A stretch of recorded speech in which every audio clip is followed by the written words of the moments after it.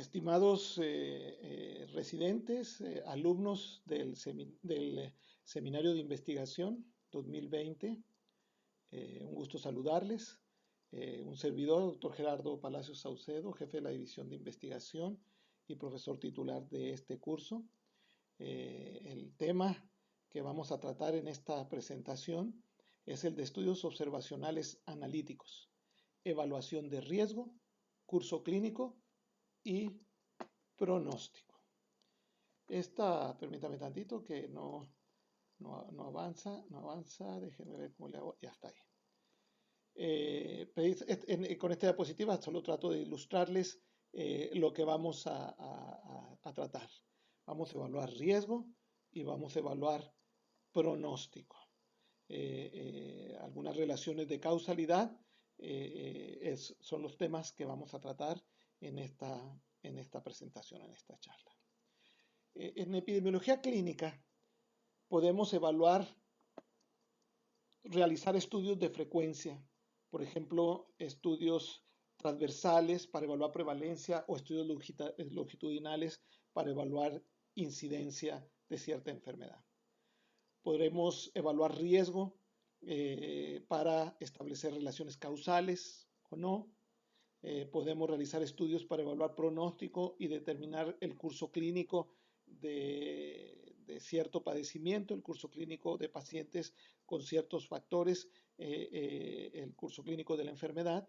Podemos realizar estudios para evaluar diagnóstico, para evaluar, por ejemplo, la utilidad de pruebas diagnósticas, comparando cierta prueba diagnóstica o ciertas pruebas diagnósticas o instrumentos de diagnósticos con estándares y determinar sensibilidad, especificidad y valores predictivos. Podemos realizar estudios para evaluar tratamientos, estudios de intervención para evaluar la eficacia de ciertas intervenciones terapéuticas o efectividad, por ejemplo. Podemos realizar estudios de normalidad para establecer valores de referencia, es decir, para poder distinguir entre sujetos enfermos y sanos. Realizar estudios dirigidos a la prevención para establecer medidas para evitar cierta enfermedad, por ejemplo, retirar o disminuir la exposición a ciertos factores de riesgo y de esa manera evitar el desarrollo de la enfermedad. Todo esto podemos hacer en investigación clínica, en epidemiología clínica. En el día de hoy nos vamos a centrar en evaluación de riesgo y en evaluación del pronóstico. Algunos conceptos fundamentales relacionados con el riesgo. Existen poblaciones, personas o grupos de sujetos o comunidades que son particularmente susceptibles a desarrollar alguna enfermedad o algún evento de interés. Esa susceptibilidad los hace vulnerables para desarrollar cierta enfermedad o evento de interés. Es el concepto de vulnerabilidad. El riesgo es en sí una medida de probabilidad, es decir, qué tan probable es que ciertos sujetos expuestos a ciertos factores desarrollen o no una enfermedad. El concepto de factor de riesgo, por lo tanto, se refiere a cierta característica o circunstancia que incrementa el riesgo o la probabilidad de desarrollar cierta enfermedad, es decir, lo hace susceptible o vulnerable a tener esa enfermedad. Y finalmente, no debemos olvidar el fenómeno de multicausalidad, en el cual ocurre una interacción entre diferentes factores y el resultado puede ser la suma del riesgo con el cual contribuye cada uno de los factores o incluso la multiplicación del riesgo, de la probabilidad de desarrollar la enfermedad y por lo tanto una elevada susceptibilidad o vulnerabilidad a desarrollar la enfermedad. Estos conceptos son fundamentales en la evaluación del riesgo. Centrémonos ahora en definir un poquito más finamente riesgo como medida de probabilidad. Factor de riesgo, por lo tanto, es cualquier característica o circunstancia de una persona o grupo de personas que se asocia a un aumento en la probabilidad de desarrollar una enfermedad. Es un rasgo, una característica o circunstancia que incrementa la posibilidad de que una persona o un grupo de personas desarrollen alguna enfermedad o algún proceso mórbido. Eso es factor de riesgo. Existen diferentes tipos de factores de riesgo. Aquí tenemos una lista parcial de ellos. Existen factores de riesgo biológicos, por ejemplo, el hecho de portar una mutación genética que incrementa la probabilidad de desarrollar cierta enfermedad es un factor de riesgo biológico. Algunos los clasifican más finamente como factores de riesgo genéticos, que finalmente son biológicos. Factores de riesgo ambientales, como por ejemplo la contaminación ambiental, no solamente del aire ambiente, sino, por ejemplo, de las aguas naturales, etc. Factores de riesgo conductuales, tenemos el ejemplo del tabaquismo, aquí lo tenemos, del tabaquismo, el sedentarismo, la mala alimentación, factores de riesgo socioculturales, por ejemplo, el alcoholismo, un ejemplo es la falta de instrucción vial, de instrucciones sobre cómo conducir puede dar lugar a un incremento en el riesgo de sufrir accidentes automovilísticos en un sujeto, en un grupo de sujetos. Factores de riesgo económicos o socioeconómicos, por ejemplo, la pobreza relacionada con la desnutrición o lo contrario, factores conductuales o socioculturales que aunados a una mejoría en las condiciones económicas de cierta población, incrementando una mala alimentación y por lo tanto dando un mayor riesgo para padecer ciertas enfermedades como obesidad, diabetes, hipertensión, etc. Y hay otros tipos de factores de riesgo, pero para darnos una idea del tema de lo que son factores de riesgo, los diferentes tipos de factores de riesgo. Podemos utilizar el riesgo para predecir la probabilidad de que un sujeto desarrolle o no desarrolle cierta enfermedad y establecer además si existe o no una relación causal. Podemos utilizar el riesgo para evaluar el pronóstico, es decir, teniendo ya cierta enfermedad, cuál es la probabilidad de que tenga tal desenlace, ya sea muerte o sobrevida, o una complicación o no complicación, unas secuelas o no secuelas, etc. El riesgo se utiliza también en estudios para evaluar intervenciones, tratamientos. En un ensayo clínico aleatorizado es apropiado evaluar el riesgo relativo, la reducción relativa del riesgo y la reducción absoluta del riesgo, que son medidas de relevancia clínica. El riesgo también puede ser utilizado para prevención, ya lo mencionaba. Se conoce que cierto factor incrementa el riesgo de padecer una enfermedad por tratar de reducir la exposición a ese factor por ese sujeto o por ese grupo de sujetos. Podemos utilizar el riesgo para evaluar, para medir todo esto. Los estudios observacionales podemos clasificarlos en estudios descriptivos y en estudios analíticos. Los estudios descriptivos pueden realizarse en poblaciones y se conocen como estudios ecológicos y pueden realizarse en individuos como son el reporte de un caso, la serie de casos y los estudios transversales dirigidos a evaluar la prevalencia de ciertos padecimientos. Estudios observacionales descriptivos. Los estudios observacionales analíticos, entre ellos tenemos estudios de cohortes, estudios de casos y controles, estudios transversales analíticos y otros. Para evaluar riesgo, como ustedes seguramente ya lo saben, los estudios descriptivos no son apropiados, no podemos evaluar riesgo con estudios descriptivos. Se requiere de estudios observacionales analíticos para poder evaluar el riesgo. ¿Cómo cuantificamos el riesgo? Bueno, lo cuantificamos de esta manera, midiendo el riesgo absoluto en los sujetos expuestos, en el grupo de sujetos expuestos, o el riesgo absoluto poblacional, el riesgo relativo, Lo podemos evaluar midiendo precisamente el riesgo relativo y la razón de momios. El riesgo relativo es una estimación del riesgo absoluto y la razón de momios es una estimación del riesgo relativo. Podemos también cuantificar el riesgo midiendo la fracción atribuible en el grupo de sujetos expuestos o en la población y el riesgo atribuible en el grupo de sujetos expuestos y el riesgo atribuible en la población.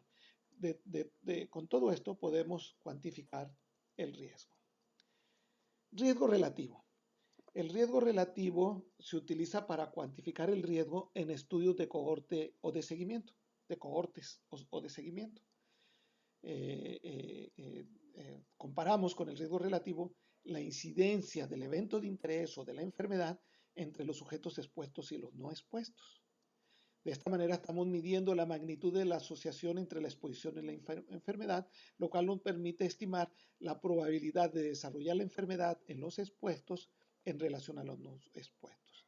Y se calcula dividiendo la incidencia de la enfermedad en los expuestos sobre la incidencia de la enfermedad en los no expuestos. Dividiendo incidencia en expuestos sobre incidencia en no expuestos. El riesgo relativo para estudios de cohortes o estudios de seguimiento. ¿Cómo lo calculamos? Bueno, ya diseñamos nuestro estudio, realizamos el estudio, al final vamos a tener sujetos expuestos enfermos, sujetos expuestos no enfermos, sujetos no expuestos enfermos y sujetos no expuestos que no desarrollaron la enfermedad. Con esto construimos una tabla de 2x2 y entonces con esta tabla de 2x2 calculamos el riesgo relativo dividiendo la incidencia en los expuestos sobre la incidencia en los no expuestos. La incidencia en los expuestos corresponden a la fila superior, es decir, el total de expuestos es A más B. De este total de expuestos, los que desarrollaron la enfermedad están en la celdilla A. Entonces, la incidencia en los expuestos se calcula dividiendo A sobre A más B. La incidencia en los no expuestos están en la fila inferior, el total de no expuestos es C más D, y el total de expuestos desarrollaron enfermedad están en la celdilla C, entonces la incidencia en los no expuestos se calcula con C sobre C más D. Entonces se divide A sobre A más B sobre A sobre C más D. De esa manera obtenemos el riesgo relativo, dividiendo la incidencia en expuestos sobre la incidencia en no expuestos. La razón de momios. La razón de momios es apropiada para cuantificar el riesgo en estudios de casos y controles. Con la razón de momios comparamos la frecuencia de la exposición entre enfermos y no enfermos, al revés del riesgo relativo para estudios de cohortes, en el que se compara la incidencia de la enfermedad entre expuestos y no expuestos. Aquí es la frecuencia de exposición entre enfermos y no enfermos. De esta manera medimos la magnitud de la asociación entre el evento y la exposición y estimamos la probabilidad de que los enfermos hayan sido expuestos en relación a los no enfermos. Se calcula con la división de los productos cruzados de la tabla de 2x2. Es decir, se cruza la celdilla A por la celdilla D y se divide sobre la multiplicación de la celdilla B por la celdilla C. Los valores en estas celdillas se multiplican y se dividen A por D sobre B por C. Es decir, tenemos nuestra tabla de 2x2, pero en este caso son casos y controles en las filas, expuestos y no, en las columnas, y expuestos y no expuestos en las filas.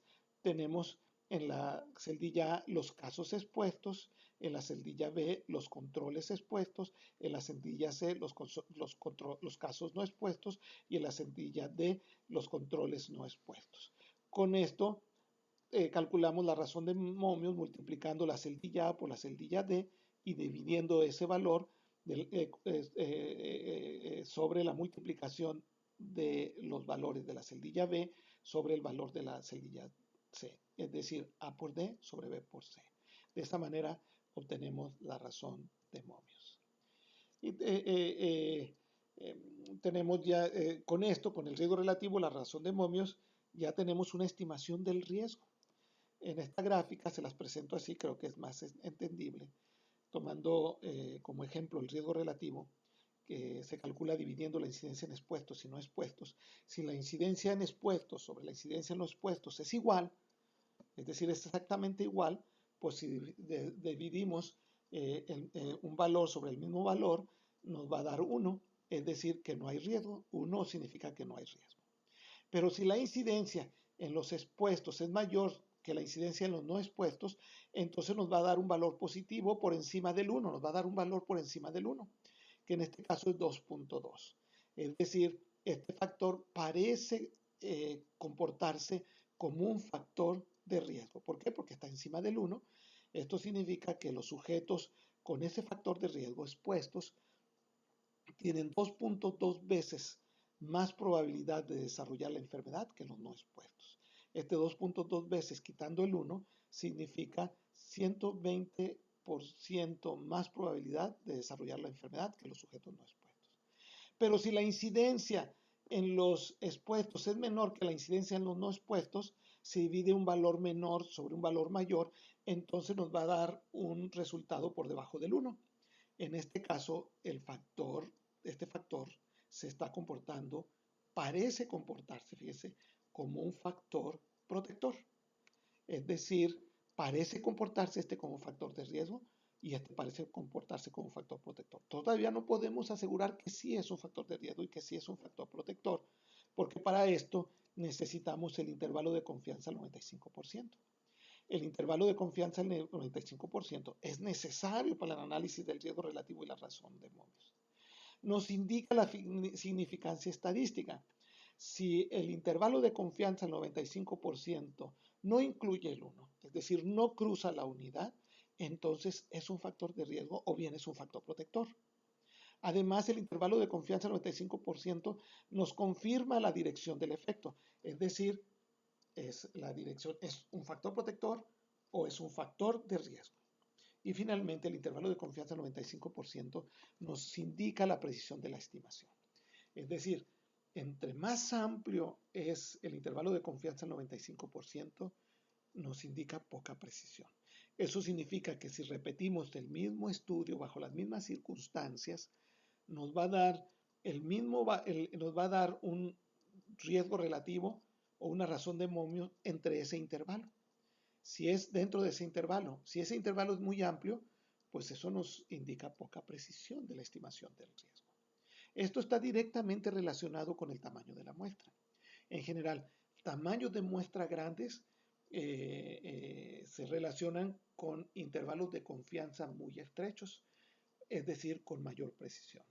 Pero tamaños de muestra pequeños dan como resultado, en general, intervalos de confianza muy amplios, es decir, menor precisión, poca precisión de la estimación del riesgo. Espero que lo hayan entendido. Ahorita lo vemos en otros ejemplos.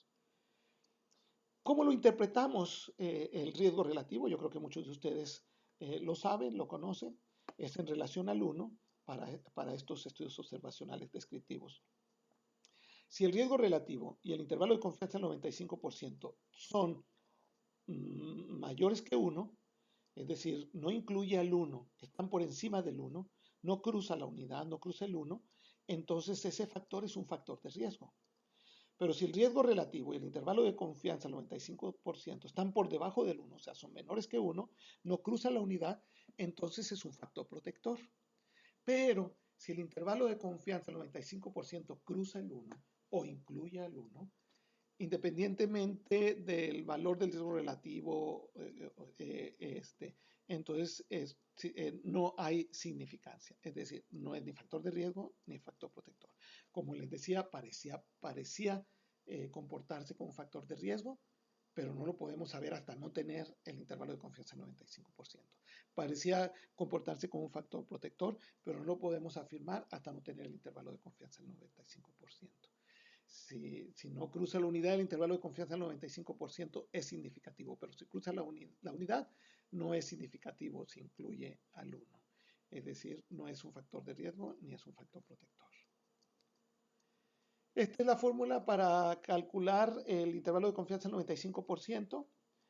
El riesgo relativo, la estimación puntual del riesgo relativo que hemos obtenido, lo elevamos a esta potencia, a este exponente, que es el logaritmo natural de este valor, que es más o menos 1.96 de la curva del valor Z multiplicado por el error estándar del logaritmo negativo del riesgo relativo. Pues parece complicado, aquí lo tenemos desglosado.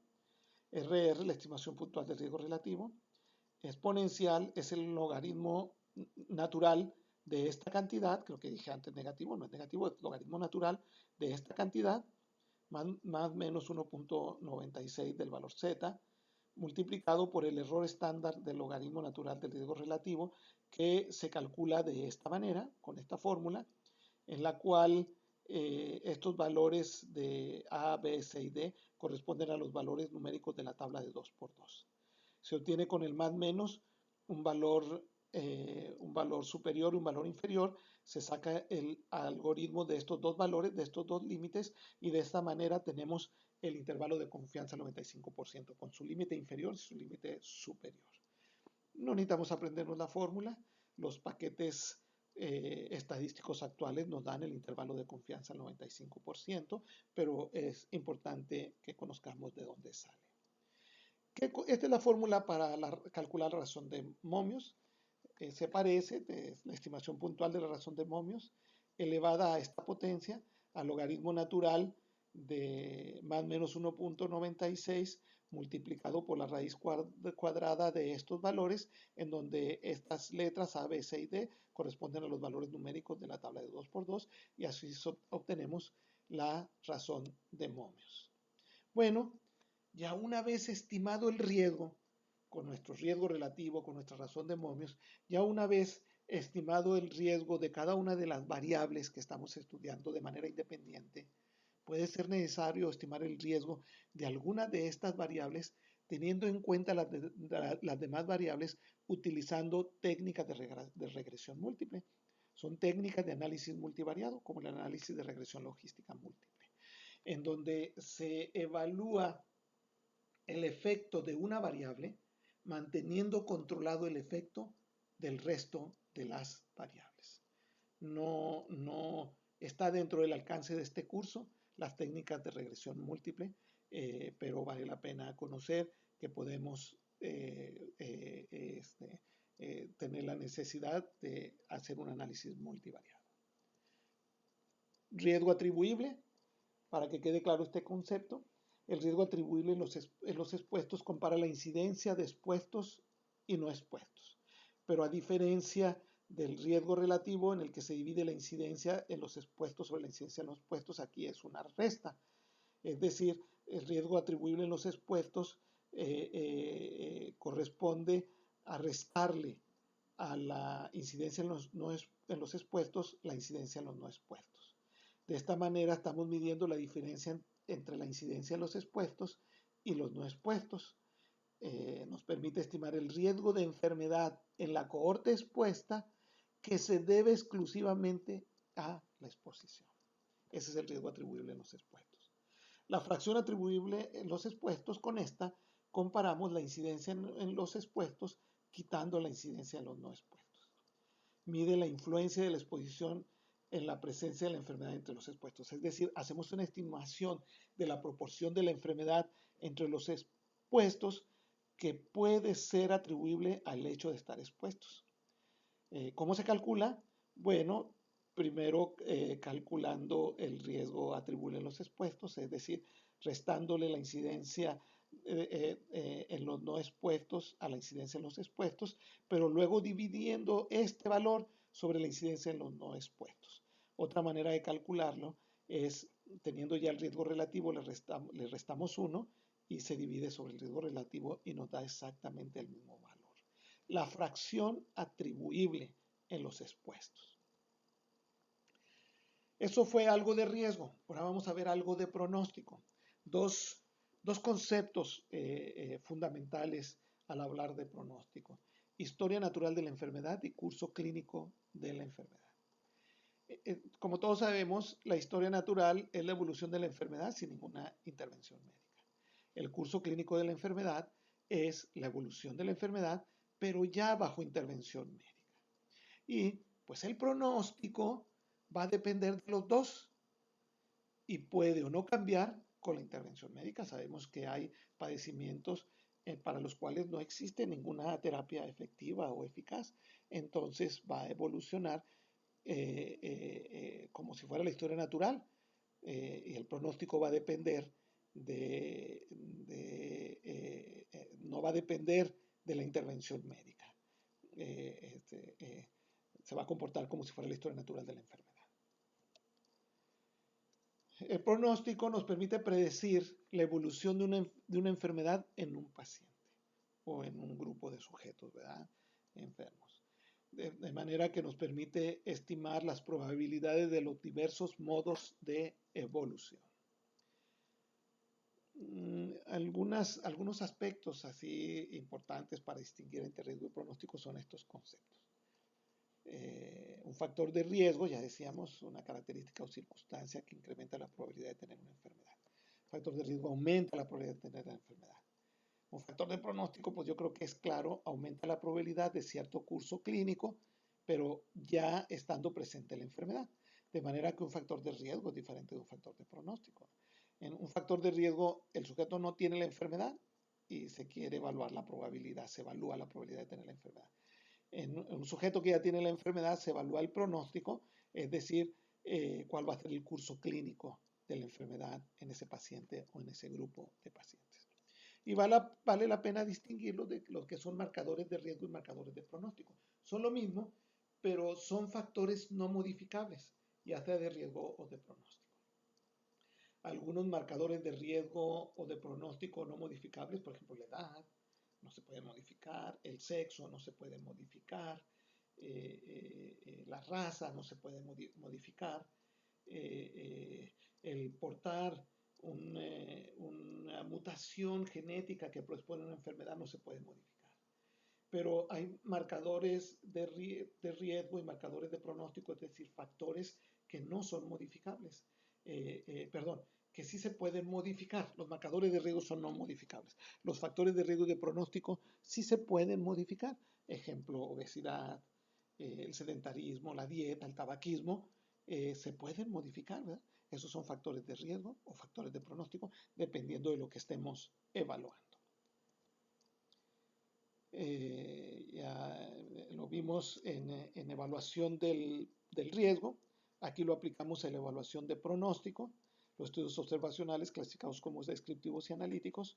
Con los estudios descriptivos no podemos evaluar pronóstico, pero con los estudios observacionales analíticos sí podemos evaluar pronóstico. Pero se agrega aquí, además de los estudios de cohorte, los estudios de casos de controles, transversales analíticos, análisis de sobrevida. De manera que particularmente los estudios de cohortes y los estudios de análisis de sobrevida o el análisis de sobrevida son particularmente útiles para evaluar el pronóstico. El pronóstico lo cuantificamos con lo mismo, midiendo el riesgo absoluto en los expuestos o el riesgo poblacional, el riesgo relativo con riesgo relativo o razón de momios, la fracción atribuible, el riesgo atribuible, y se agrega el análisis de sobrevida que vamos a comentar brevemente al final de esta presentación. Aquí quiero mostrarles la solidez de los estudios observacionales, la solidez de la evidencia científica que nos proporcionan estos estudios, estos diseños de estudios observacionales, clasificados o ordenados de menor solidez científica a mayor solidez científica de la evidencia que ellos nos proporcionan. Ya lo saben ustedes, el reporte de un caso, no podemos estimar riesgo o pronóstico con el reporte de un caso, con una serie de casos tampoco. Con un estudio transversal analítico tiene mayor solidez, pero inferior a la de los estudios de casos y controles. Y el estándar de los estudios observacionales para evaluar riesgo o pronóstico o para evaluar relaciones causales son los estudios de cohortes, los estudios observacionales. Hay estudios, los estudios experimentales, pues para evaluar riesgo y pronóstico, pues no parecen ser éticos, ¿verdad? Para evaluar riesgo o pronóstico. Se hacen estudios experimentales para evaluar eficacia, efectividad de ciertas intervenciones terapéuticas. Pero se pueden utilizar estudios de cohortes para evaluar la evolución de cierta enfermedad, es decir, el pronóstico, con ciertas intervenciones que están recibiendo los pacientes. Lo comentamos más adelante. De menor a mayor solidez. Los estudios observacionales que nos proporcionan la mayor solidez científica son los estudios de cohortes. Nosotros vamos a centrarnos en estos diseños, en los estudios de cohortes, estudios de casos y controles, estudios transversales analíticos y en dos más en esta presentación. Algunos sinónimos, algunos términos que se utilizan para referirse a estos estudios y que se utilizan, así se publican en la literatura internacional. Un estudio de cohortes, que parece ser el término más apropiado, de cohortes, porque se comparan por lo menos dos cohortes, en inglés es cohort studies. Algunos sinónimos en español son estudios de seguimiento, estudios longitudinales, estudios prospectivos, así les llaman algunos, ¿verdad? Estudios de cohortes. De estudios, casos y controles, en inglés Case Control Studies, se les conoce también como estudios retrospectivos. Estudios transversales, Cross-Sectional Studies, también se les conoce como estudios de prevalencia. Son algunos términos con los cuales se conocen estos estudios y que conviene conocer. También aquí tenemos sus sinónimos en inglés, por si los llegamos a encontrar, saber que se refieren a estos estudios, ¿verdad? A estos diseños de estudios observacionales analíticos. Empecemos analizando los estudios de cohortes. Los objetivos principales de los estudios de cohortes son evaluar la asociación entre el factor de riesgo y la enfermedad o evento de interés. Evaluar la asociación de cierto factor de riesgo con el desarrollo de cierta enfermedad o el desarrollo de cierto evento de interés. Evaluar la incidencia de la enfermedad o evento de interés. Los estudios de cohorte, como son estudios longitudinales, y se va a evaluar, se evalúa el factor de exposición y se van a seguir los pacientes para ver si desarrollan la enfermedad. Pues los pacientes que desarrollan la enfermedad son pacientes nuevos, son pacientes con una enfermedad que no tenían antes, entonces permiten evaluar la incidencia de la enfermedad o del evento de interés que estamos nosotros evaluando. Aquí les presento de manera gráfica, que yo espero que sea sencilla para ustedes y entendible, cómo se realizan los estudios de cohortes. De una población determinada, de una misma población, se elige un grupo, se eligen pacientes que no tienen la enfermedad que se quiere estudiar, es decir, libres de la enfermedad. Los pacientes que ya tengan la enfermedad que ustedes quieren estudiar, o sea, quieren ver si los pacientes desarrollan o no desarrollan enfermedad, quedan excluidos. Nosotros aplicamos los criterios de selección, los criterios de inclusión y los criterios de exclusión y excluimos, no permitimos entrar al estudio los sujetos que tengan la enfermedad o que tengan otras características que nosotros decidamos. Pero debemos de tener un grupo de pacientes que no tiene la enfermedad que estamos estudiando. Y este grupo de pacientes lo clasificamos midiendo el factor de exposición. Los estudios de cohortes son particularmente útiles para estudios cuando estamos evaluando un solo factor de riesgo. Podrían estudiarse 2 o 3 factores de riesgo, pero eso es la excepción. Generalmente son estudios para evaluar un solo factor de riesgo. Entonces, medimos el factor y los clasificamos en sujetos expuestos a cierto factor de riesgo y no expuestos a ese factor de riesgo. Y aquí inicia el estudio, inicia el seguimiento de los pacientes a través del tiempo. Es una cohorte, son 2 cohortes, una cohorte de sujetos expuestos y una cohorte de sujetos no expuestos, que por su definición es una cohorte que se va a seguir a través del tiempo. Y durante el seguimiento y hasta el final del seguimiento, aún durante el seguimiento, vamos a medir la variable resultado, que en este caso es el desarrollo o no de cierta enfermedad. Es decir, o cierto evento de interés, ¿verdad? Vamos a terminar clasificándolos en sujetos expuestos que desarrollaron la enfermedad, sujetos no expuestos que no desarrollaron la enfermedad, sujetos no expuestos que desarrollaron la enfermedad y sujetos no expuestos que no desarrollaron la enfermedad. Obviamente la enfermedad la pueden desarrollar en cualquier tiempo durante el seguimiento, dependiendo de la naturaleza de la enfermedad misma. Al final, comparamos con una tabla de 2x2 construido con estos cuatro valores, comparamos pues la incidencia, el riesgo relativo, pues calculamos el riesgo relativo comparando la incidencia de la enfermedad en los sujetos expuestos sobre los sujetos no expuestos, como veíamos antes. En estos estudios es importante evaluar la confusión potencial, medirla, evaluarla. Es decir, cualquier variable que puede modificar el efecto, es decir, la probabilidad de desarrollar la enfermedad, es una variable de confusión potencial y hay que medirla, que no se nos pase. Puede ser medirla desde el principio o medirla durante el seguimiento. Y además, podemos aplicar ceguedad. Por ejemplo, el investigador que va a clasificar a los pacientes que están siendo seguidos en si desarrollaron o no desarrollaron la enfermedad, va a diagnosticar si desarrolló la enfermedad o va a decir que no desarrolló la enfermedad, puede no conocer, se puede guardar ceguedad para él, no revelándole a él si estos sujetos, los sujetos que desarrollaron la enfermedad, eran expuestos o no expuestos. Él no sabe si estos sujetos fueron expuestos, se expusieron o no se expusieron al factor de riesgo que estamos evaluando, al factor de pronóstico que estamos evaluando, y él los clasifica solamente en si desarrollaron o no desarrollaron la enfermedad. Esto le da mayor solidez científica a la evidencia que nosotros estamos,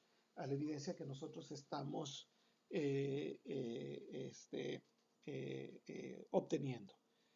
También podemos guardar ceguedad, por ejemplo, en el análisis, que el investigador que va a realizar el análisis estadístico no sepa si fueron expuestos o no expuestos. Puede saber si fueron enfermos o no enfermos, pero no sepa si pertenecen a la cohorte expuesta o no expuesta. O inclusive puede no saber si son sujetos expuestos o no expuestos y si son sujetos enfermos o no enfermos. Todo eso le da solidez al estudio. Esta es la estructura del desarrollo de un estudio de cohortes. Yo creo que sí queda claro, está sencilla la gráfica para poder ser entendible. Estos estudios de cohortes tienen ciertas características y sus características principales, así lo vamos a hacer con los diferentes estudios que vamos a ver, es que en cuanto a si hay o no hay manipulación de alguna de las variables en estudio, son observacionales, no hay manipulación, no hay intervención del investigador en ninguna de las variables. En cuanto a su propósito, son analíticos, es decir, no son descriptivos. Tenemos dos grupos que vamos a comparar, una cohorte de expuestos y no expuestos. En cuanto a la direccionalidad, van de la causa al efecto, o sea, del factor de exposición al desarrollo de enfermedad o del evento de interés. Es decir, temporalmente son prospectivos porque van de la causa al efecto. Y en cuanto a la recolección de la información, se pueden clasificar en prolectivos o retrolectivos. Es decir, prolectivos son los que el estudio se inicia en este momento y se hace el seguimiento y la evaluación de todo hacia el futuro. Son retrolectivos si tanto la enfermedad como el factor de exposición como la enfermedad ya ocurrieron en el pasado. Esos son los términos más correctos en epidemiología clínica, prolectivo, retrolectivo. Pero en la clínica, en la práctica clínica y en la investigación clínica, sigue usándose para referirse a la recolección de la información del presente hacia adelante como prospectivo y del presente, pero hacia atrás como retrospectivo. De tal manera que no nos vamos a molestar si se utiliza para hablar de recolección de la información prospectivo o retrospectivo, lo vamos a seguir utilizando para tal, pero que ustedes tengan claro que en cuanto a temporalidad, estos estudios son prospectivos porque van de la causa al efecto. Y con respecto a la recolección de la información, pueden ser prospectivos o retrospectivos, o bien prolectivos o retrolectivos. Creo que queda claro con esto, espero que les quede claro. Algunas ventajas de los estudios de cohortes. Estos estudios proporcionan la evidencia más sólida de una relación causa-efecto de los estudios observacionales. Son los que tienen menor posibilidad de sesgo al medir la exposición. ¿Por qué? Porque se está partiendo de la exposición. Estamos clasificando a los sujetos como expuestos o no expuestos ahorita, en el presente, no ocurrió en el pasado. Son eficientes en enfermedades con periodos de latencia cortos. Es decir, ese periodo de latencia es el tiempo transcurrido entre la exposición al posible factor de riesgo y el desarrollo de la enfermedad. Entre más corto sea ese periodo de latencia, puede ser, por ejemplo, el periodo de incubación en enfermedades infecciosas, entre más corto sea, hace más eficiente un estudio de cohortes. ¿Por qué? Porque el seguimiento va a ser más corto. Son eficientes también, son muy eficientes en enfermedades de rápida progresión o altamente letales, por el mismo principio, porque el tiempo de seguimiento va a ser menor. Ya mencionamos una de sus ventajas, es que permiten medir la incidencia de la enfermedad y permiten medir de manera directa el riesgo relativo, que es una estimación del riesgo absoluto. Entre sus desventajas tenemos las siguientes. Como son estudios de seguimiento longitudinales, se están realizando, se van a realizar en el futuro, implican seguimiento, entre más largo sea el tiempo de seguimiento, perdón, se eleva el costo. Pueden ser de costo elevado. El hecho de ser de seguimiento puede hacer difícil la ejecución del estudio y entre más largo es el seguimiento, mayor es el riesgo de pérdidas en el seguimiento de sujetos que ya no completaron el estudio, no lo terminaron porque decidieron no participar, ya no participar, porque se mudaron a otra ciudad, porque perdieron su vigencia, etc. De tal manera que pueden requerir de tamaños de muestra muy grandes para compensar pérdidas en el seguimiento, elevadas pérdidas en el seguimiento. Luego tiene la desventaja de que, por ejemplo, en estudios de cohortes con tiempos de seguimiento largo,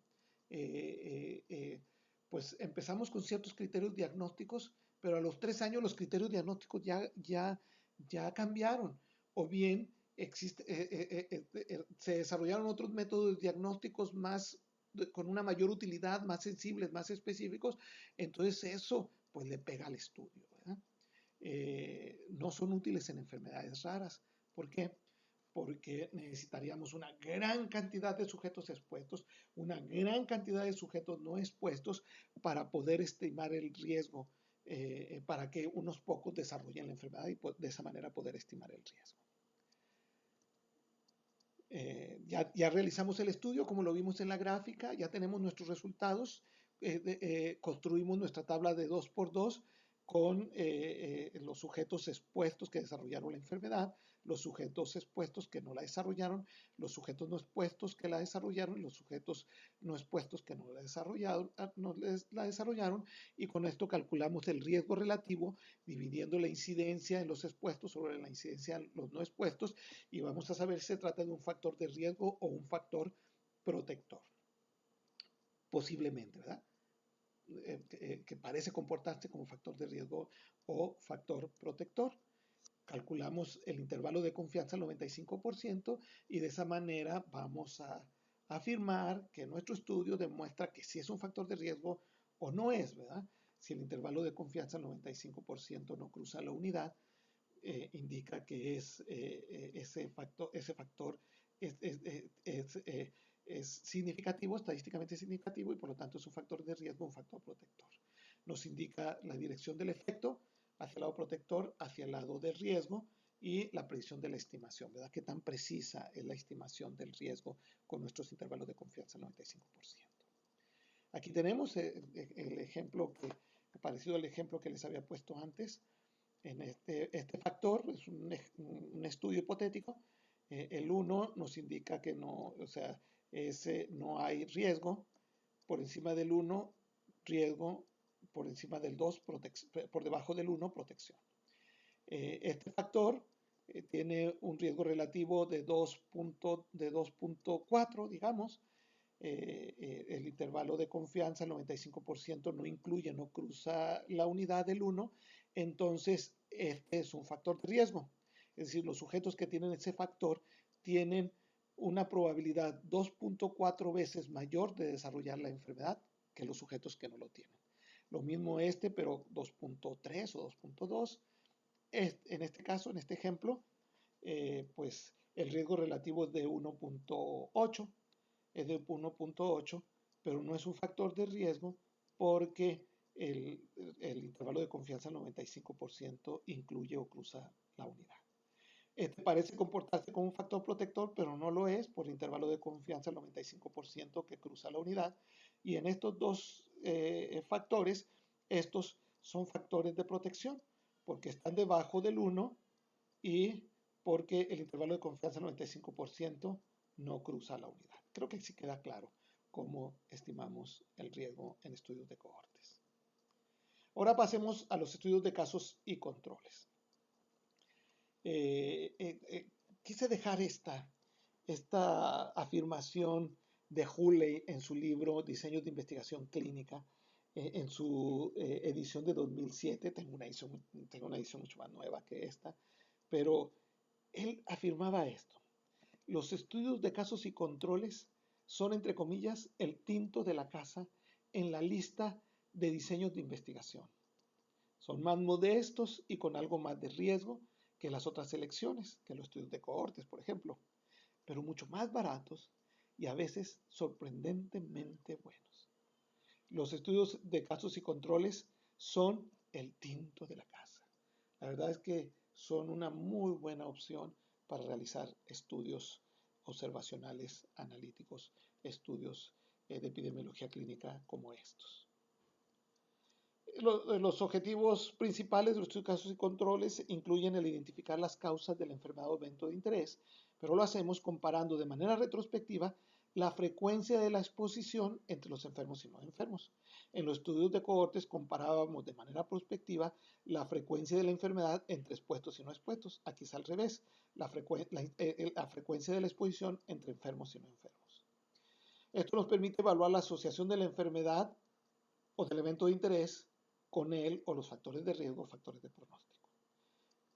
Una desventaja es que no se puede medir incidencia ni prevalencia en los estudios de casos y controles. Veamos de manera gráfica cómo son los estudios de casos y controles. A diferencia de los estudios de cohortes que inician de este lado con la exposición, los estudios de casos y controles inician con la presencia o no de enfermedad. Es decir, de una población dada, obtenemos, se seleccionan por nuestros criterios de selección de la muestra, criterios de inclusión, criterios de exclusión, pacientes que tienen la enfermedad, que serían los casos, pacientes que no tienen la enfermedad, que serían los controles. Es decir, se inicia midiendo la variable resultado, tienen o no el evento de interés, tienen o no la enfermedad, casos y controles. Entonces, a diferencia de los estudios de cohortes que inician con el factor de exposición y se miden de manera prospectiva, estos se van a seguir de manera retrospectiva para evaluar cuántos de los casos, es decir, de los sujetos enfermos, se expusieron a cierto o ciertos factores de riesgo. Vamos a tener casos o enfermos expuestos o no a ciertos factores de riesgo. Y vamos a tener los controles, es decir, los no enfermos, expuestos o no a ciertos factores de riesgo. Y entonces los vamos aquí a clasificar y vamos a hacer una comparación de ellos construyendo nuestra tabla de 2x2 para calcular, para medir la razón de Mobius. Esta es la estructura de la logística de un estudio de casos y controles que yo creo que queda clara. Por sus características principales, los clasificamos en observacionales, no hay manipulación de ninguna de las variables, son analíticos como los estudios de cohortes, pero en su direccionalidad van del efecto a la causa, por lo tanto son temporalmente retrospectivos, a diferencia de los estudios de cohortes que van de la causa al efecto y son prospectivos. Estos estudios de casos y controles van del efecto a la causa, de la enfermedad al posible factor de riesgo, al posible factor de pronóstico, por lo tanto son retrospectivos desde el punto de vista temporal. Con respecto a la recolección de la información, pueden ser prospectivos o retrospectivos, es decir, prospectivos o retrospectivos, ¿verdad? Ya lo hemos comentado antes. Entre sus ventajas son de bajo costo, son de rápida ejecución, permiten un gran ahorro de tiempo, a diferencia de los estudios de cohortes que tienen un elevado costo, requieren de mucho tiempo, su ejecución se dificulta porque son de seguimiento longitudinales, pérdida de pacientes, permite aumentar la eficiencia del tamaño muestral, es decir, Podemos reducir el número de casos requeridos si aumentamos el número de controles. 2 controles por caso, 3 controles por caso, por ejemplo. Entonces, esto los hacen ser, estas características, como decía Hooley, el tinto de la casa. Son apropiados para estudios en enfermedades raras. ¿Por qué? Porque se van a agarrar los sujetos enfermos, los que ya están enfermos. Esta es una de sus grandes bondades, permiten estudiar múltiples causas. Los estudios de cohortes veíamos que es exposición o factor de riesgo, sí o no. Aquí son sujetos enfermos y podemos evaluar múltiples factores de riesgo, diferentes factores de riesgo. Es una de sus características principales. Son útiles para generar hipótesis etiológicas. Entre sus desventajas están que son ineficientes en exposiciones raras, claro, ¿verdad? Necesitaríamos una gran cantidad de casos, una gran cantidad de controles para estudios en los que se están evaluando factores de exposición poco frecuentes. Se tiene un menor control de la confusión. ¿Por qué? Porque todo ya ocurrió en el pasado. Se tiene un sesgo de selección porque el investigador selecciona los casos y selecciona los controles. Otro inconveniente es el sesgo en la recogida de la información, es decir, sesgo de memoria. Lo ideal es incluir casos incidentes, es decir, los casos son nuevos.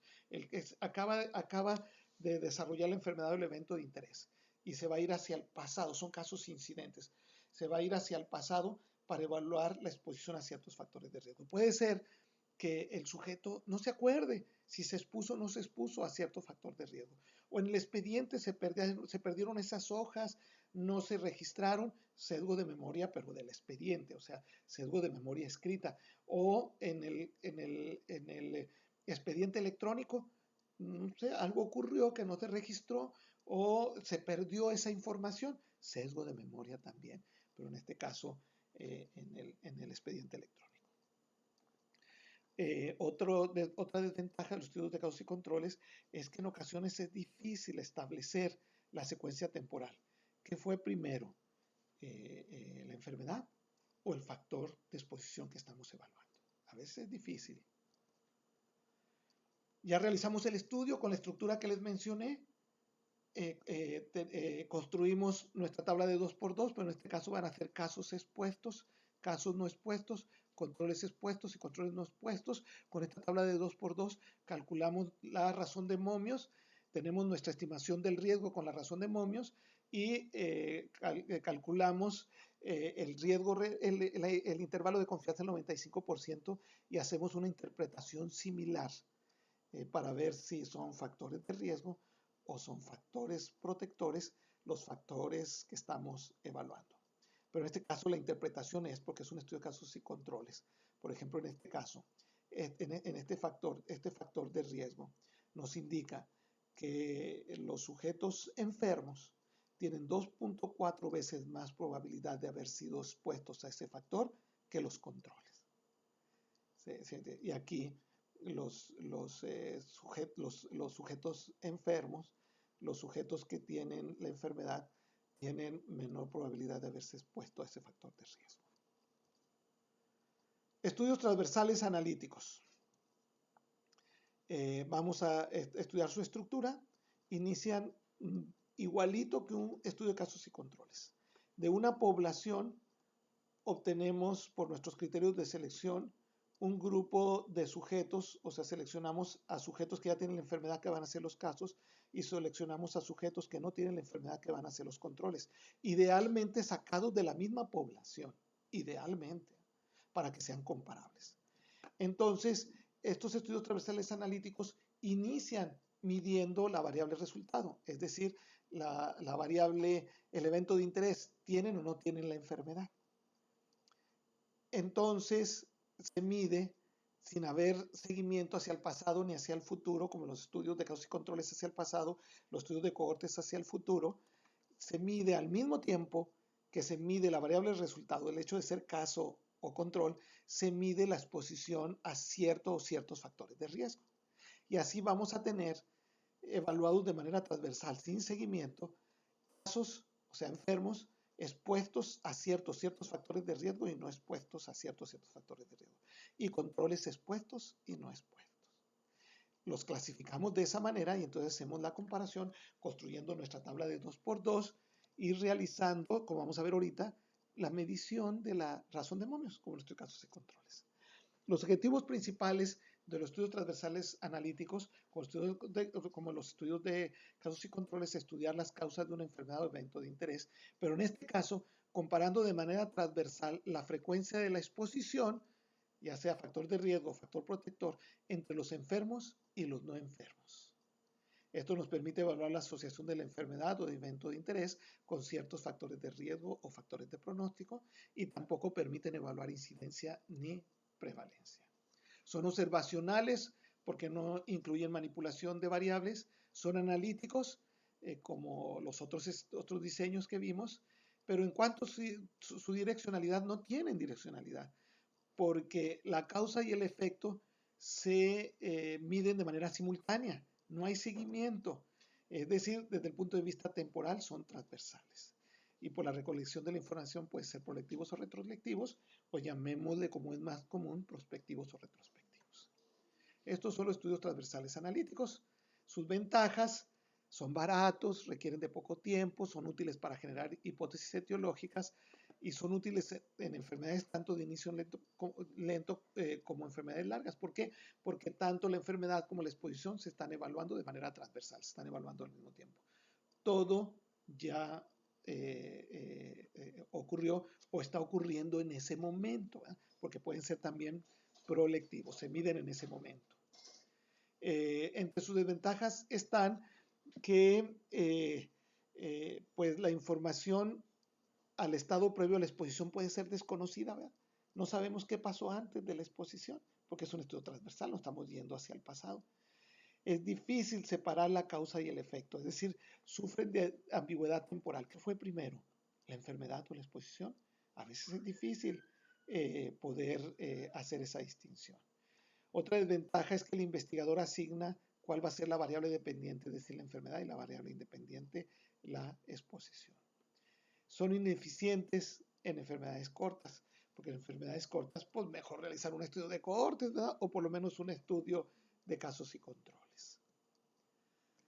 El análisis es similar, ya lo mencionaba, al de los estudios de casos y controles. Se construye la tabla de 2x2, calculamos la razón de momios, el intervalo de confianza al 95%, y de esa manera concluimos nuestro estudio de casos y controles.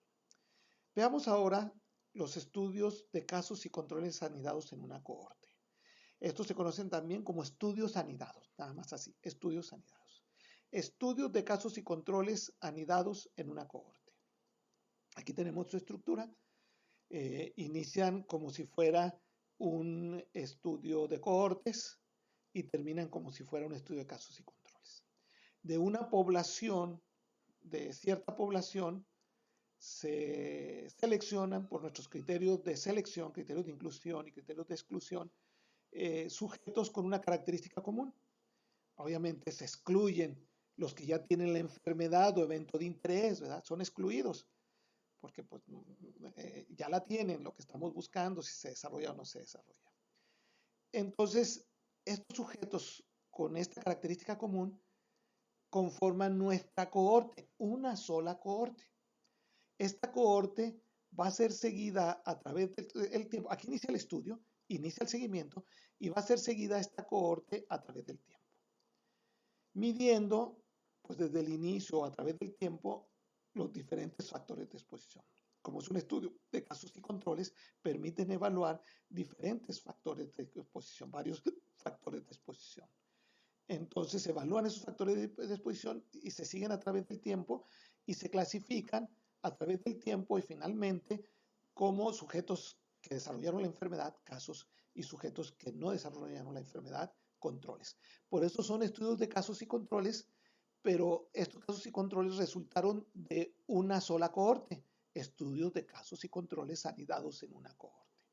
Es decir, al final medimos la variable resultado, la comparamos viendo ya nuestros registros, cuántos de estos casos se expusieron al o los factores de riesgo, cuántos de los controles, es decir, de los sujetos no enfermos, fueron no expuestos al factor de riesgo, y con esto construimos nuestra tabla de 2 por 2 para calcular la razón de momios como un estudio de casos y controles, porque es un estudio de casos y controles, y el intervalo de confianza al 95% para hacer la interpretación, como ya lo hemos visto, para los estudios de casos y controles.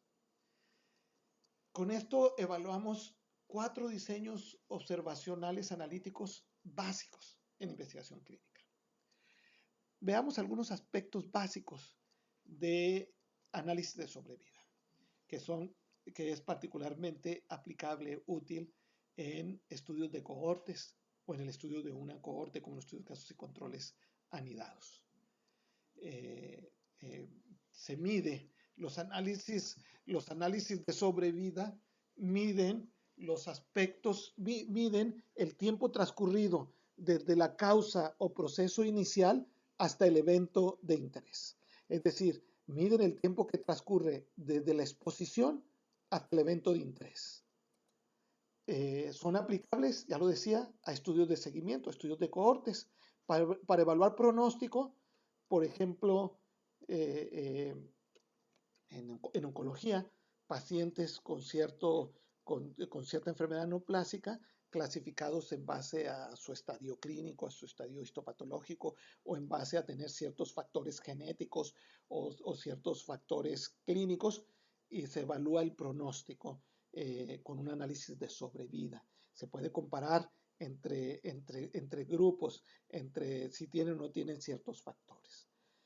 Se puede realizar análisis de sobrevida en estudios de intervención para evaluar la eficacia o efectividad de ciertas intervenciones. En la misma oncología, en estudios en pacientes con cierta enfermedad neoplásica, se les da cierto esquema de tratamiento a un grupo de pacientes, a otro grupo de pacientes otro esquema de tratamiento. Son 2 cohortes diferentes, se siguen a través del tiempo y nos permiten evaluar la sobrevida. Son particularmente útiles en enfermedades crónicas, ya lo mencionaba, y son los indicador de la severidad o del pronóstico de la enfermedad. Permiten estimar, el análisis de sobrevida nos permite hacer una estimación de la probabilidad de la sobrevida, pero también de la ocurrencia del evento de interés. Fueron inicialmente diseñados para evaluar sobrevida, pero se pueden aplicar a cualquier evento de interés que se quiera medir en estudios longitudinales. Pueden aplicarse de esa manera. ¿Qué es necesario medir? O sea, aparte de otras mediciones, por lo menos esto. La fecha del proceso en que ocurrió el proceso inicial, o sea, el factor de exposición y el proceso inicial o factor de exposición, tal cual. Es decir, el ideal es que el proceso inicial, el factor de exposición, sean incluidos los pacientes en el mismo punto en el curso de la enfermedad. Este es el ideal. O sea, que todos sean incluidos, por ejemplo, al momento del diagnóstico, todos. Al momento del inicio del tratamiento. Al momento de exponerse a cierto factor de riesgo. Ese es el ideal. Pero necesitamos medir la fecha en la que ocurrió, en la que inició la enfermedad, en la que se expuso a cierto factor y el factor mismo. Y también debemos de medir la fecha en que ocurrió el evento de interés, la enfermedad o el evento que estamos midiendo y el evento mismo. Al comparar estas 2 fechas, podemos obtener el tiempo de seguimiento. En estudios de sobrevida, pues el tiempo de sobrevida en estudios en el que estamos haciendo un análisis de sobrevida, pero de otros tipos de evento de interés, el tiempo de seguimiento hasta que ocurrió el evento. Aquí podemos tener, es importante mencionarlo, ciertos tiempos, datos o sujetos o pacientes censurados. Es decir, son todas aquellas observaciones o sujetos que no desarrollaron el evento de interés o la enfermedad. ¿Por qué? Porque se terminó el seguimiento y no se enfermaron o no se murieron, no desarrollaron el evento de interés. Son tiempos censurados, observaciones censurados o sujetos censurados. O bien porque se perdieron en el seguimiento. El seguimiento iba a ser de 3 años, pero el paciente se perdió, por la circunstancia que sea, porque decidió salirse del estudio, decidió ya no participar, porque se cambió de ciudad, etcétera. Entonces no terminó el seguimiento y en ese tiempo de seguimiento no desarrolló la enfermedad, es un tiempo censurado. No se elimina del estudio porque contribuye con ese tiempo, puede ser 3 meses, 12 meses, 14 meses. Ese tiempo está contribuyendo al seguimiento de pacientes sin el desarrollo de evento de interés o tiempo de sobrevida. Estas son las mediciones indispensables para hacer un análisis de sobrevida. El análisis estadístico lo realizamos con estas pruebas. Contamos con pruebas paramétricas y no paramétricas. Aquí tenemos una lista de estas pruebas. Las más usuales son las pruebas no paramétricas. Ustedes lo conocen, el análisis de Kaplan-Meier con tablas y curvas de Kaplan-Meier y el análisis de regresión de Cox, que es un análisis multivariado. El método de log-rank también es muy utilizado. Solo para conocerlas. Aquí para que se entienda más claramente esto de las observaciones truncadas y censuradas. En el primer ejemplo, el sujeto fue incluido al momento de exponerse al factor, o sea, al factor de exposición. La enfermedad puede ser la enfermedad. El proceso inicia cuando inicia el seguimiento. Y terminó el evento, ocurrió en este momento. O sea, si ocurrió el evento de interés, se murió o desarrolló cierta complicación que es el evento de interés. Es decir,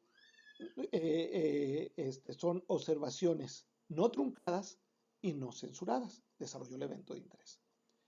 En este caso, entró cuando inició el proceso, el factor de exposición, pero se perdió en el seguimiento y no desarrolló el evento de interés. No lo desarrolló. Esta es una observación no truncada, censurada.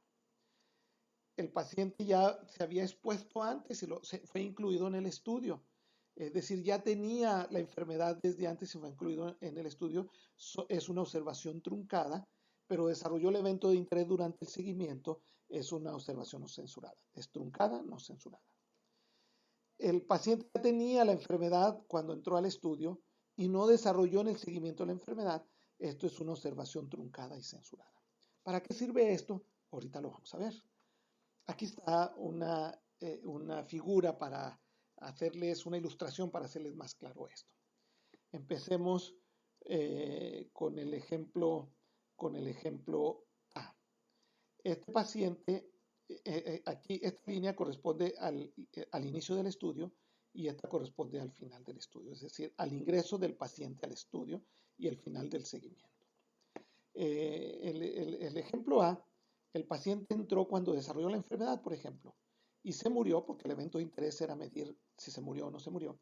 Desarrolló el evento de interés, que es muerte, durante el seguimiento. Esta es una observación no truncada y no censurada. No censurada porque desarrolló el evento de interés.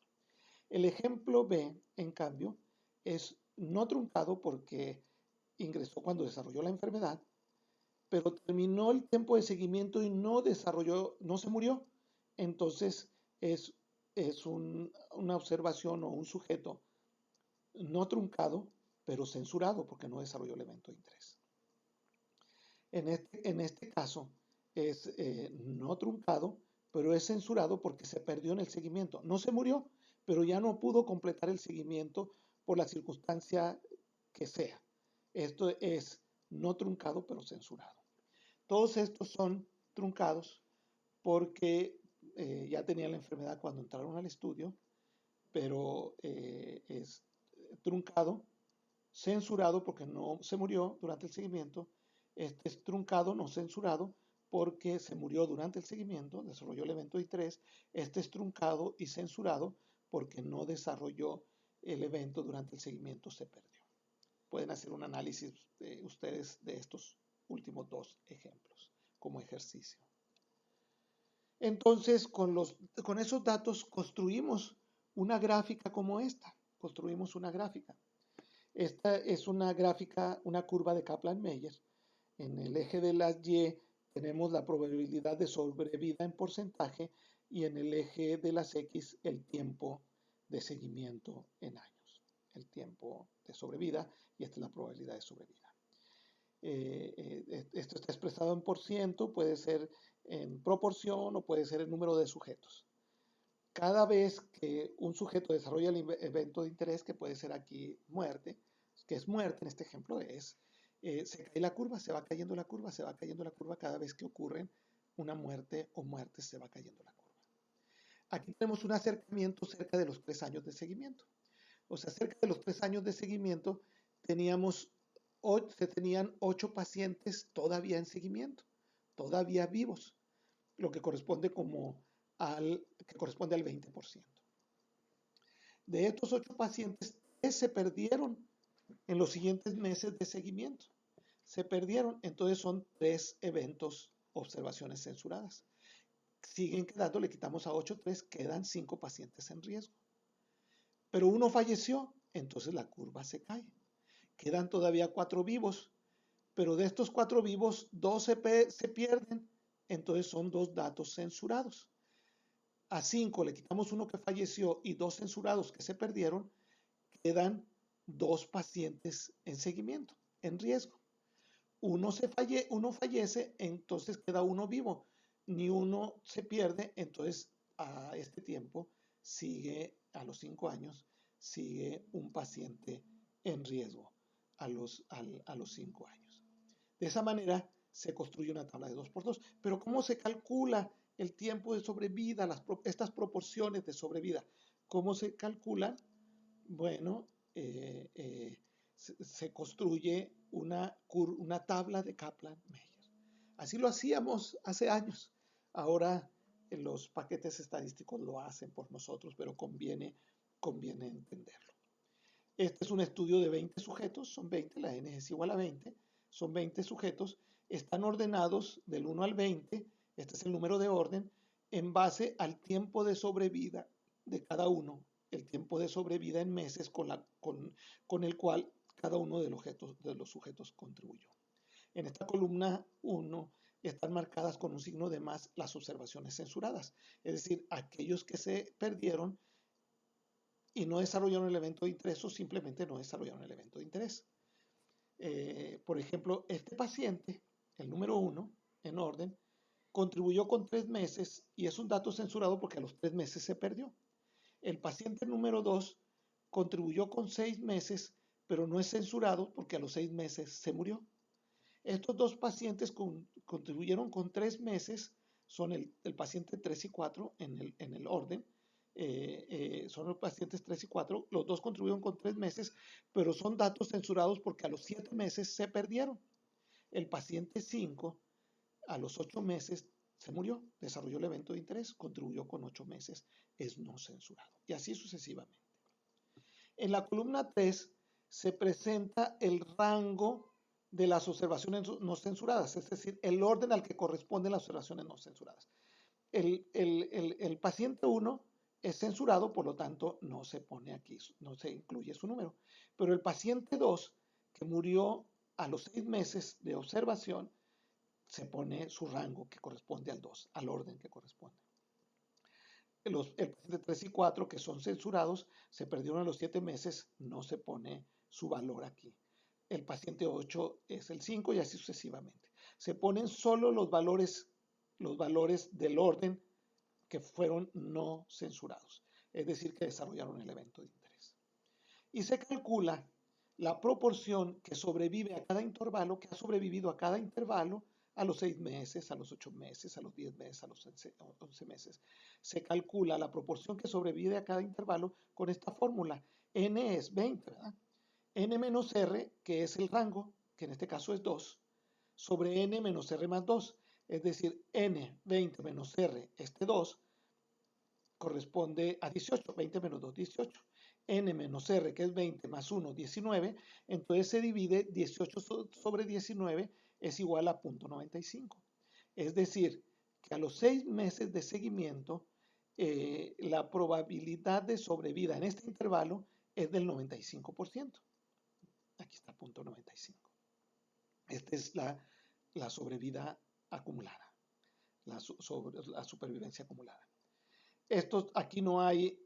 Aquí son casos censurados, aquí hay un caso no censurado, a los 8 meses de seguimiento. A los 8 meses de seguimiento, es el orden número 5, el número de orden número 5. Entonces, n menos r es 20 menos 5 es 15, sobre n menos r más 1, 16, 15 sobre 16 es 0.94. Es decir, la proporción que sobrevive a este intervalo es 0.94. Para obtener la sobrevida acumulada, multiplicamos la sobrevida de este intervalo por la sobrevida del intervalo anterior. 0.94 por 0.95 nos da 0.89. La sobrevida acumulada a los 8 meses de seguimiento de 0.89 y así sucesivamente. Con estos valores, con la sobrevida acumulada, se construye la curva de Kaplan-Meier. De manera que a los 34 meses de seguimiento hay un paciente vivo, la probabilidad, la sobrevida acumulada es de 0.14. Y tenemos una curva de sobrevida de esta manera. En esta curva está la probabilidad de sobrevida en proporción y el tiempo de seguimiento en meses. Cada vez que ocurre un evento de interés se va cayendo, o eventos de interés se va cayendo la curva, y esto nos indica que a los 20 meses la sobrevida es del como 57%. A los 40 meses pues de cero, ¿verdad? Nadie sobrevive después de ese tiempo. Podemos comparar curvas de sobrevida. En este caso se compara pacientes recibiendo dos tipos de tratamiento y se ve claramente la diferencia en la sobrevida del tratamiento A con el tratamiento B. En este otro ejemplo, en un estudio que realizamos en pacientes trasplantados renales, pacientes seguidos después del trasplante, en la curva A, en la gráfica A tenemos la sobrevida del paciente y en la gráfica B la sobrevida del injerto. En línea continua la sobrevida de los pacientes, de los que recibieron un injerto de donador vivo y los que recibieron un injerto de donador cadavérico. Se ve claramente la diferencia en la sobrevida de los que recibieron donador vivo de donador cadavérico, la sobrevida del paciente y también la sobrevida del injerto. Con esto creo que queda entendido lo que es así los aspectos básicos del análisis de sobrevida que podemos aplicar a estudios de cohortes, a estudios de seguimiento, a estudios longitudinales. Con esto terminamos esta presentación de los estudios observacionales analíticos. Espero que sea de provecho para ustedes, no solamente para la realización de su tesis, sino en su formación académica y en su desarrollo profesional posterior. Después de esta presentación sigue el examen, cuestionario, el examen con el que se evalúa su comprensión de los temas tratados en esta presentación. Es un examen con límite de 3 intentos y límite de tiempo. Por favor, revisen bien la presentación para presentar su examen. Después van a tener también acceso a 3 documentos muy sencillos, documentos sobre diferentes estudios observacionales que tienen que revisar, no son largos, que tienen que revisar y después de que ya los hayan revisado van a presentar un examen de comprensión de lo tratado de lo que ustedes estudiaron en esos 3 documentos. Estudienlos bien, también es un examen con límite de tiempo y máximo 3 intentos. Van a tener su foro de discusión en el cual tienen que participar de acuerdo a las instrucciones que les serán dadas y finalmente recuerden su tarea base de su protocolo. Se les van a dar las instrucciones, lo tienen en su plan de estudios, pero se las vamos a recordar pronto. Muchas gracias. Que Dios les bendiga. Ahí está. Es que no veo. Ahí está. Y ahora hay un cuadrito que dice detener. ¿En dónde? Debe ser este, ¿verdad? Al lado del botón rojo. Acá está, detener, aquí está. Le doy clic ahí. Ese es sí. Windows mayúscula Q.